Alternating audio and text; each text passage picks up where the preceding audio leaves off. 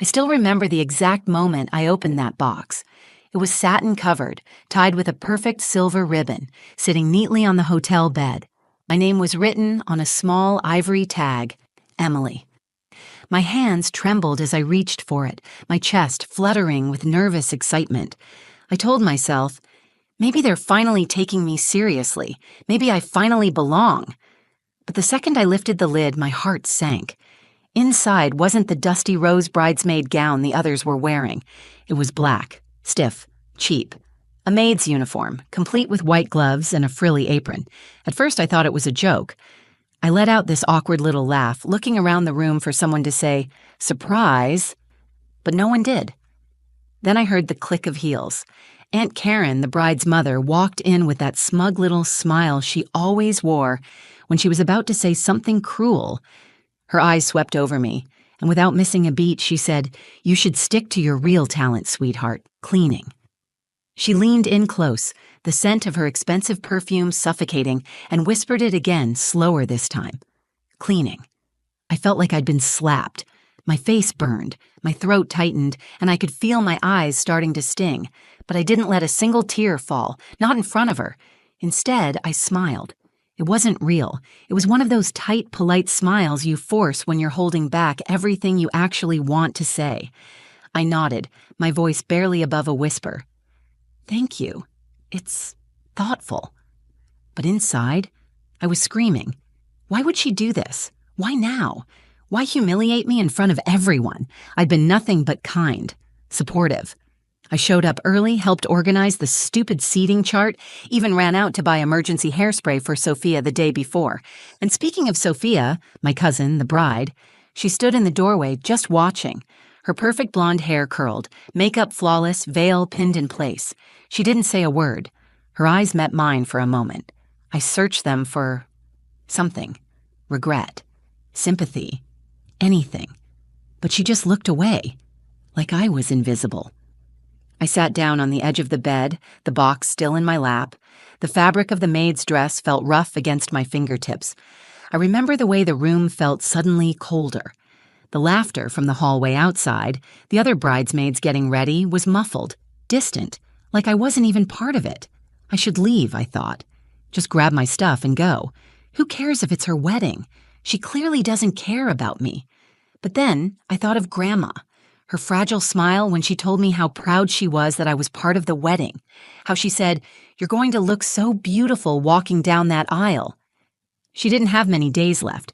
I didn't want to disappoint her. So I stayed. I folded the dress neatly and closed the box. My heart still ached, but I held my head high as I stepped out into the hallway. Olivia, my best friend and the only reason I hadn't completely lost it, was waiting outside. Her eyes widened the moment she saw my face. "Em, what happened?" I showed her the box. Her mouth dropped open. They didn't. I nodded. That was the moment everything changed. Because I didn't just want to survive that weekend anymore. I wanted to remember it. I wanted them to remember it. And they would. Because that dress, that moment, that was the last time they'd ever make me feel small. Next time, I'd be the one holding the box. And inside it would be something they'd never forget. 2 weeks before the wedding, I got the call. It was Sophia's voice, sugary sweet and almost too casual. "Hey, Em." "So?" "I've been thinking, and I'd love for you to be a bridesmaid. I mean, what's a wedding without family, right?"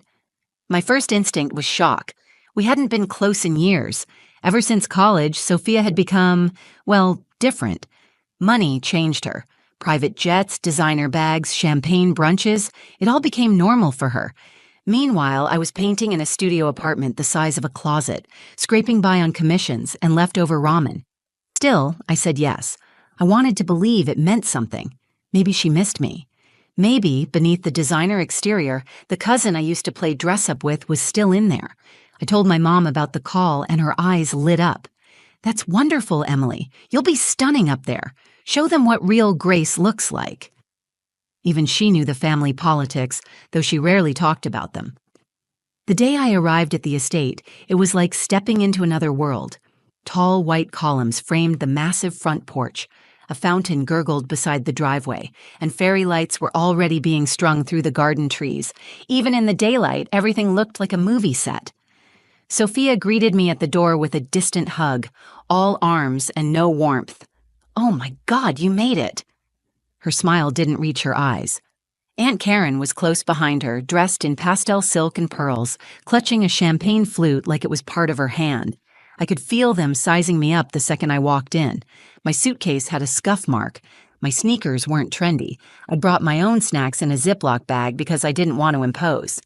"Emily," Aunt Karen said, her tone dripping with fake affection, "we're just thrilled to have you. You're going to make this weekend so memorable." Looking back, she wasn't lying, just not in the way I thought. Inside, the estate was everything I'd expected. Marble floors, chandeliers, tall arched windows. The bridesmaids were already there, all of them effortlessly beautiful, dressed in silk robes with embroidered names on the back. "Team Bride," one said with a little tiara doodle. I noticed something then. There were only 5 robes and 5 gift boxes stacked on the vanity, but Sophia had 6 bridesmaids. I brushed it off. Maybe mine was somewhere else. Maybe someone forgot. I wasn't going to overthink it, but even then I felt it. That twinge in my gut. That quiet little voice whispering, "You don't belong here. You're a guest in their world." That night I couldn't sleep. The bed was too soft, the room too quiet. I stared at the ceiling and tried to push away the anxiety, the old insecurity that always crept in when I was around this side of the family. I remembered being 13 at Thanksgiving, wearing a secondhand dress, and overhearing Aunt Karen telling my mom, "She's got potential, if only she learned to brush her hair properly." I had smiled through dinner anyway, and now, years later, here I was, hoping that maybe, just maybe, I had earned their respect. Maybe they'd see me not as the poor cousin, not as the help, but as someone who had value, someone worth standing beside them. I didn't know it then, but the weekend ahead would burn those hopes to the ground, because in that house full of money, lies, and secrets, I was about to find something more valuable than their approval. I was about to find the truth, and once I did, there'd be no going back. Not for me, not for Sophia, and definitely not for Aunt Karen. The morning of the rehearsal dinner, everything changed. The sun filtered in through sheer white curtains, and for a few brief seconds, I forgot where I was. Then I saw the silk boxes lined up on the vanity, the pastel chaos of curling irons, lipstick, and chaos. And I remembered. Sophia's wedding. A weekend I'd dreamed of feeling included, wanted, even loved. I walked over to the gift boxes, heart racing a little. My name was finally written in gold script on one of them. Maybe the awkwardness yesterday was just in my head. Maybe everything was about to feel normal. I untied the ribbon and opened it slowly, feeling Olivia peeking over my shoulder with a grin. But when the lid came off, that grin disappeared. Inside, instead of the rose-colored bridesmaid gown I'd seen on the others, there was a stiff black and white outfit.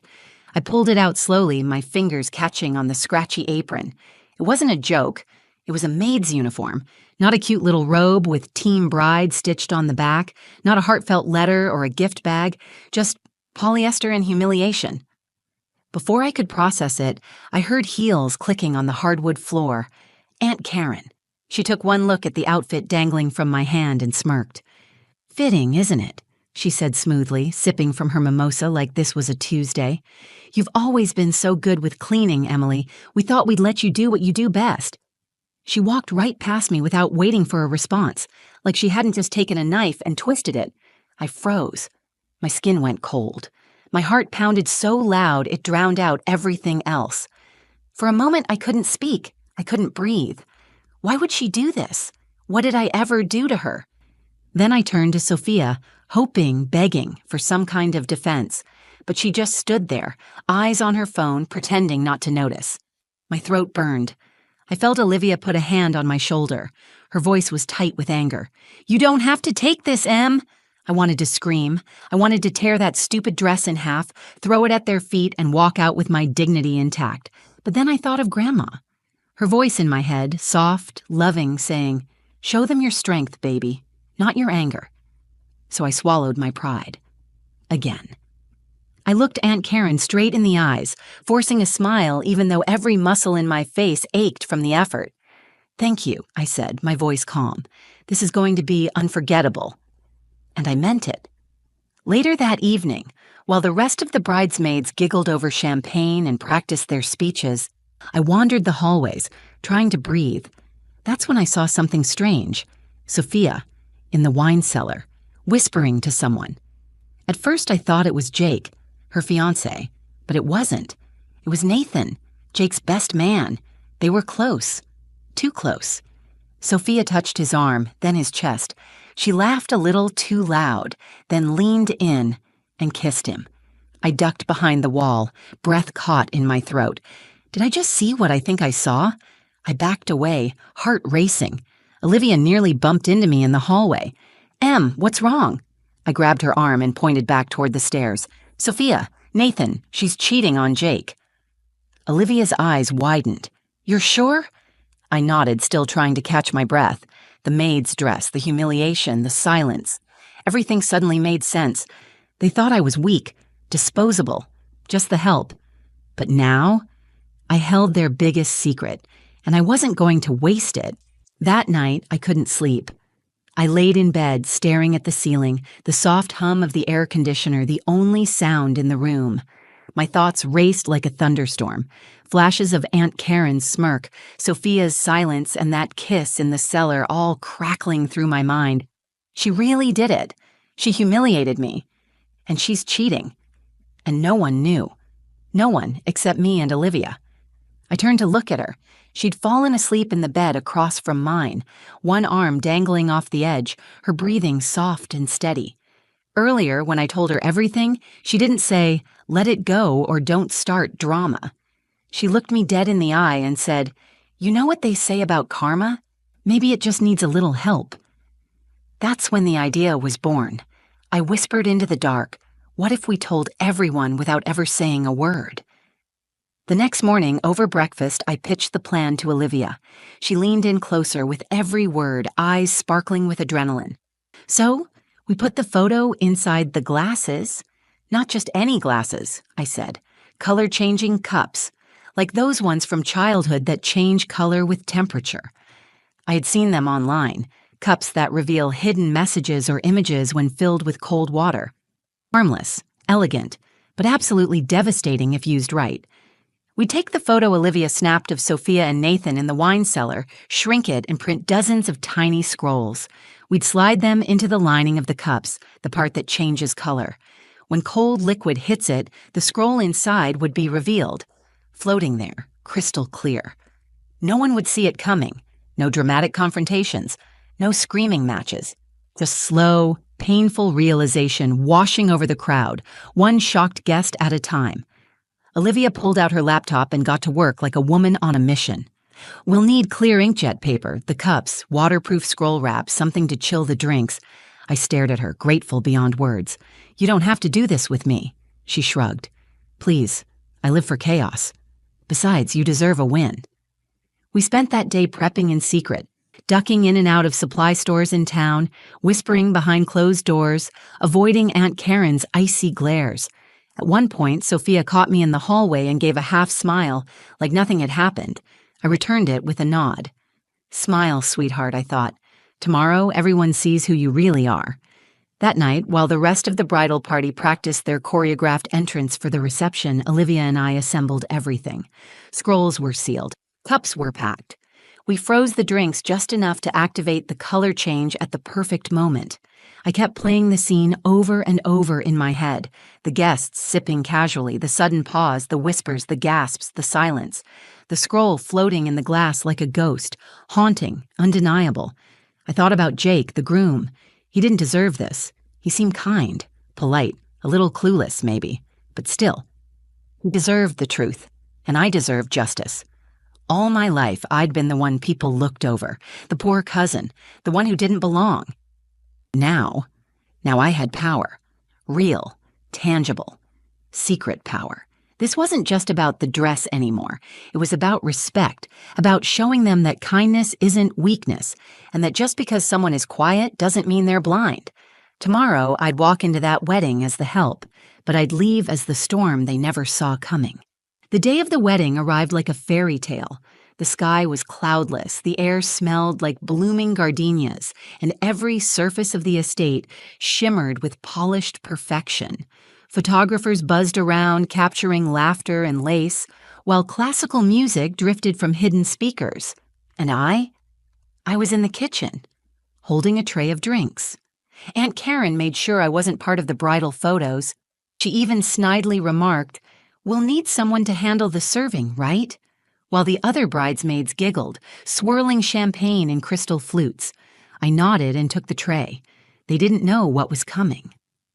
I walked calmly through the garden, the late afternoon sun casting golden light over the reception tables. Each place setting looked like it had been styled for a magazine cover: white roses, gold-rimmed china, personalized menus. And then there was me, in my tailored maid uniform, offering guests a special cooling mocktail to kick off the celebration. Each glass was chilled just enough, cold enough to trigger the reaction. Inside every translucent cup, tucked between the double walls of plastic, was the truth. A photograph of Sophia and Nathan locked in that kiss. The image was printed faintly in blue, invisible until the temperature dropped. Once the liquid touched it, it bloomed like ink in water. I watched as the first guest took a sip, then another. At first, nothing. Just idle chatter, clinking glasses, laughter. And then it started. A woman in a green dress stared at her cup, eyebrows knitting.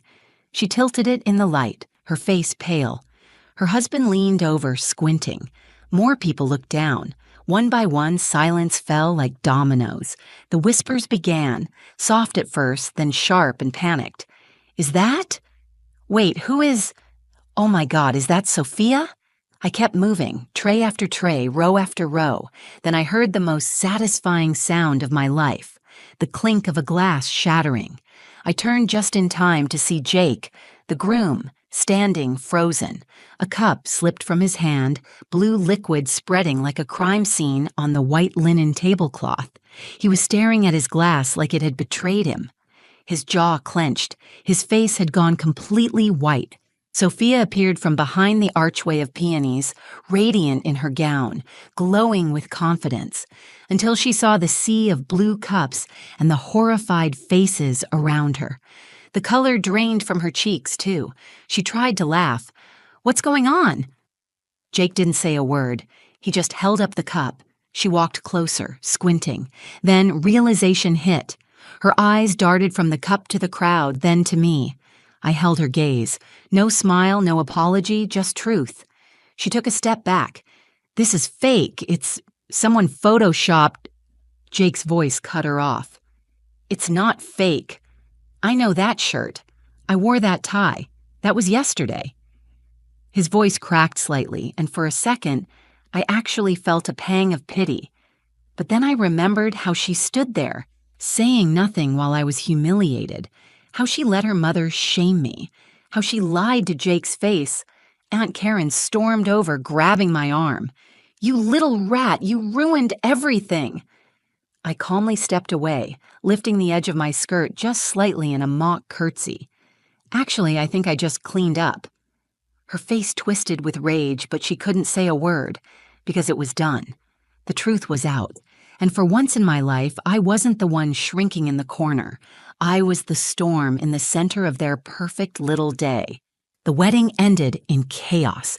Guests whispered as they gathered their things, eyes flicking between Sophia, Jake, and the now infamous blue cups still littered across the reception tables. The music had stopped. The cake was never cut. The dance floor stayed empty. I watched from the garden steps, sipping water from my own cup. My hands were steady, my heart calmer than I expected. For once, I wasn't the mess they were cleaning up.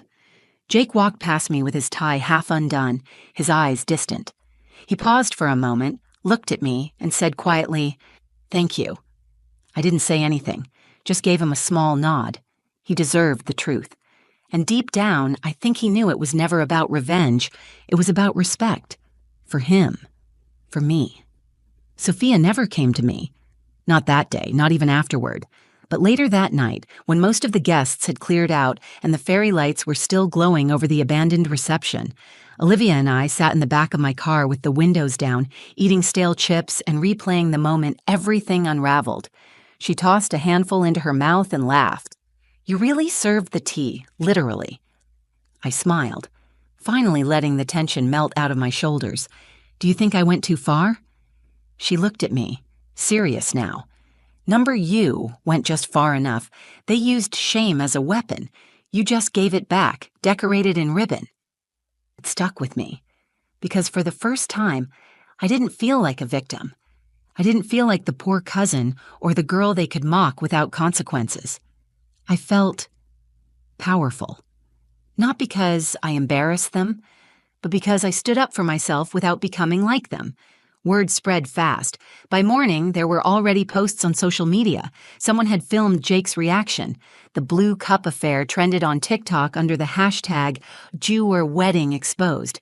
I didn't post anything, but people recognized me anyway. And the most unexpected thing? Support. Strangers DM'd me saying they'd gone through similar things. Being treated like an outsider by their own family, being humiliated, underestimated. One girl wrote, "I watched that video and cried. I thought I was the only one." Another said, "You made me want to stand up for myself." That hit different. A few weeks later, Olivia and I turned the whole experience into something real. We launched an online shop, custom color-changing mugs and cups with empowering messages hidden inside. The first one we made together said, "She cleaned up, and they never saw her coming." It sold out in 24 hours. Funny how things flip, huh? Sophia moved out of state after the scandal. Aunt Karen's social circle iced her out, too. Turns out, no one wants a wedding planner whose own daughter became a meme. I heard she tried to claim I doctored the photos. But by then, it didn't matter. The truth had its own wings. As for me, I moved out of my tiny apartment, got a new studio with sunlight and real plants that didn't die every week. I paint again, not to survive, but to feel. And sometimes, when I get orders from clients who share stories about standing up for themselves, I think about that dress, that moment, that box, and I smile. Because sometimes, the best revenge isn't ruining someone else's day. It's finally stepping into your own. And just like that, the maid became the main character. If you've ever been underestimated, remember, your silence isn't weakness, it's strategy. Thanks for watching. Like if you felt that. Comment your favorite moment. Subscribe if you're done letting people walk all over you.